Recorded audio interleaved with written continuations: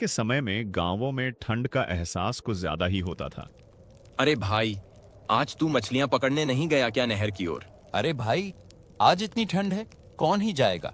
और ऊपर से उस नहर के पास जाने में भी डर लगता है। हाँ भाई, ये तो सही कहा। वहां किसी और की आवाज आती है, रोने की। वो आपस में बातें ही कर रहे थे कि तभी वहां अशोक त्रिपाठी जी आ गए, जो गांव के स्कूल में अध्यापक थे। वो देख, त्रिपाठी जी आ रहे हैं। मैं तुम्हें ही ढूंढ रहा था। अरे बैठिए त्रिपाठी जी। त्रिपाठी जी भी वहीं आकर बैठ गए और बातों का सिलसिला शुरू हो गया। मुझे लगा तुम आज मछलियां पकड़ने गए हो। अरे त्रिपाठी जी, वो जगह ही श्रापित है। ये तो है, वहां हर कोई रात में भी जाने में डरता है। अरे त्रिपाठी जी, आपके साथ भी तो एक घटना घटी थी स्कूल टाइम पर। वो तो काफी दिल दहलाने वाली थी। उसके बारे में आज भी सोचता हूँ तो रोंगटे खड़े हो जाते हैं। अरे त्रिपाठी जी, एक बार सुनाओ ना। हाँ त्रिपाठी जी, सुनाओ ना वो घटना। सुने हुए काफी समय हो गया है। दोनों उस घटना को सुनने के लिए जिद करने लगे। ठीक है, सुनाता हूँ। कहानी है 17 साल पहले की। उस वक़्त मेरी उम्र 23 साल थी। मैं परीक्षा देकर अपने गांव लौट रहा था, लेकिन काफी देर हो चुकी थी। शाम के करीब 7 बजे मैं स्टेशन पहुंचा। स्टेशन लगभग सूना पड़ा था, क्योंकि उस जगह लोग रात में रुकने से डरते थे। कुछ देर बाद ट्रेन आई और पटरी पर आकर रुक गई।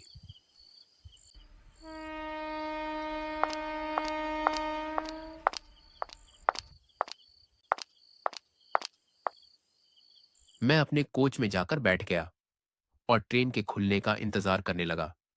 और बाहर का मौसम काफ़ी ज़्यादा ख़राब हो रहा था। ऐसा लग रहा था जैसे कुछ अनहोनी होने वाली हो। तभी मेरी माँ का फोन आया। जी माँ। बेटा, कहाँ हो? अभी तक घर क्यों नहीं पहुंचे? माँ, मैं अभी ट्रेन में बैठा हूँ। इतनी देर क्यों हो रही है आने में? दरअसल आज आखिरी पेपर था, इसलिए दोस्तों के साथ पार्टी कर रहा था। बेटा, आते आते तो रात हो जाएगी, वहीं रुक जाना, सुबह निकल आना। अरे माँ, आप फिक्र मत करो, मैं जल्दी आ जाऊँगा, आप आराम करो।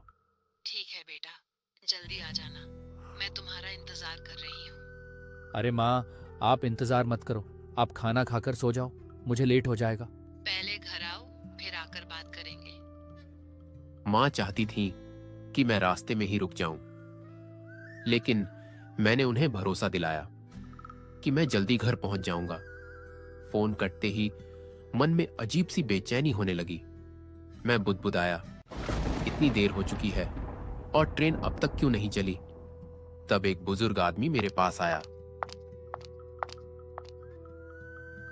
अरे बेटा, कुछ पैसे दे दे।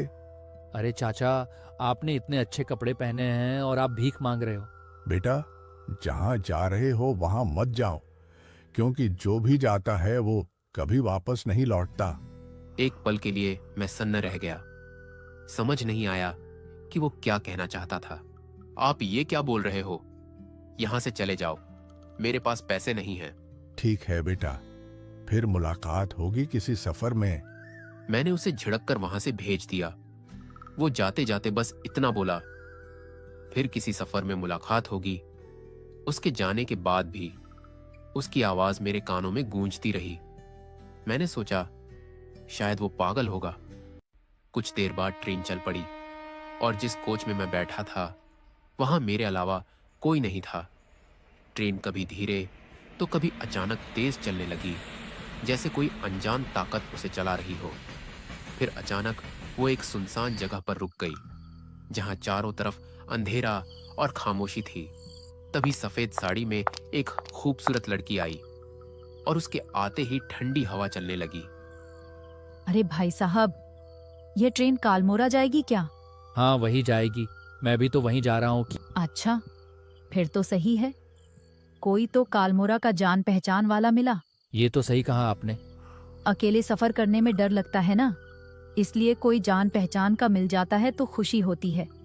ये तो सही कहा आपने, जान पहचान का कोई मिल जाता है तो अलग ही खुशी महसूस होती है।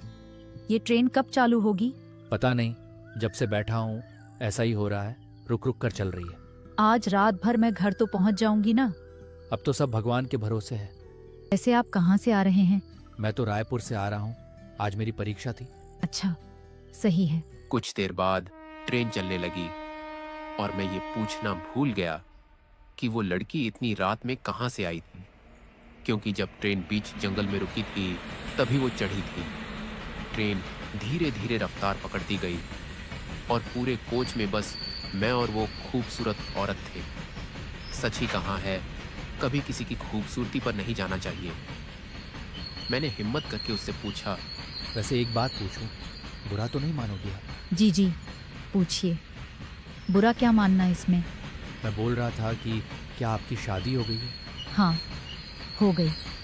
और एक बात बता दूं तो इस दुनिया में मेरा पति अब नहीं रहा। माफ करना, मुझे पता नहीं था। माफी क्यों मांग रहे हैं?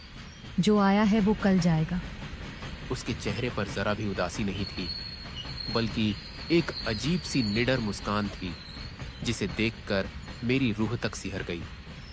ट्रेन कभी धीमी तो कभी तेज चलती रही और करीब 3 घंटे बाद रात के 2:30 बजे अचानक फिर रुक गई। तभी कोच में अनाउंसमेंट गूंजी, कृपया सभी यात्री ध्यान दें, ट्रेन में तकनीकी खराबी के कारण यह ट्रेन आगे नहीं जा पाएगी। हमें खेद है कि आपकी यात्रा में यह बाधा उत्पन्न हुई।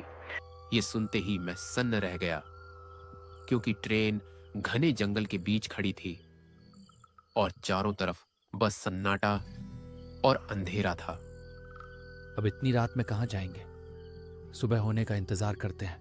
मैं नहीं रुक सकती सुबह तक। यह भी नहीं पता कि सुबह होते ही ट्रेन खुलेगी या नहीं। तो क्या तुम अब इतनी रात में जंगल के रास्ते घर जाओगी? और क्या, मैं तो जा रही हूँ। बस 2 घंटे ही लगेंगे कालमोरा पहुँचने में। अरे रात के 1 बज रहे हैं, ऊपर से जंगल का रास्ता है। देखो भाई साहब, आपको डर लग रहा है तो आप मत जाओ, मैं जा रही हूँ। अच्छा ठीक है, चलो मैं भी साथ में ही चलता हूँ। वैसे भी हमें एक ही जगह जाना है। उस लड़की ने बिना डरे जंगल के रास्ते पैदल जाने का फैसला कर लिया। जब मैं बाहर आया तो देखा कि चारों तरफ घना अंधेरा था और मौसम भी बिगड़ चुका था। ऐसा लग रहा था कि इतनी रात में निकलना ठीक नहीं होगा। अरे, मौसम भी अब तो खराब हो रहा है। मुझे नहीं लगता कि इस खराब मौसम में जाना ठीक रहेगा। डर लग रहा है तो आप मत जाओ, मैं जा रही हूँ। अच्छा ठीक है, चलो मैं भी चलता हूँ। उस औरत की बातों पर भरोसा करना मेरी सबसे बड़ी भूल साबित हुई, क्योंकि चारों ओर अंधेरा, आसमान में चमकती बिजली, जंगल की रहस्यमयी खामोशी और तेज होती बारिश के बीच हम चलते रहे। बारिश की मोटी बूंदें शरीर में सुई की तरह चुभ रही थीं।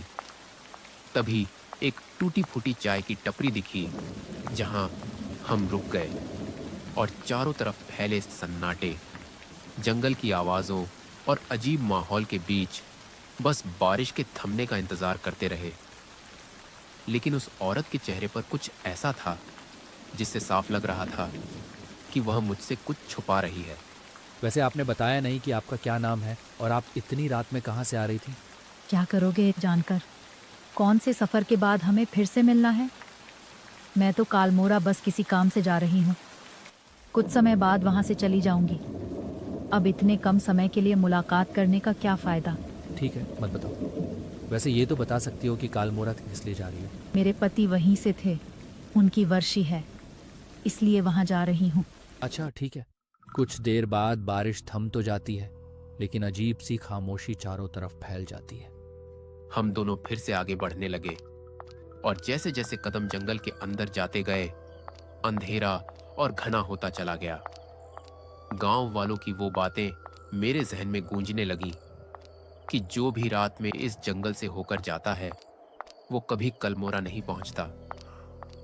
बारिश के कारण ठंडी ठंडी हवाएं चल रही थीं, जो बाहर से भले ही शुद्ध लग रही थी।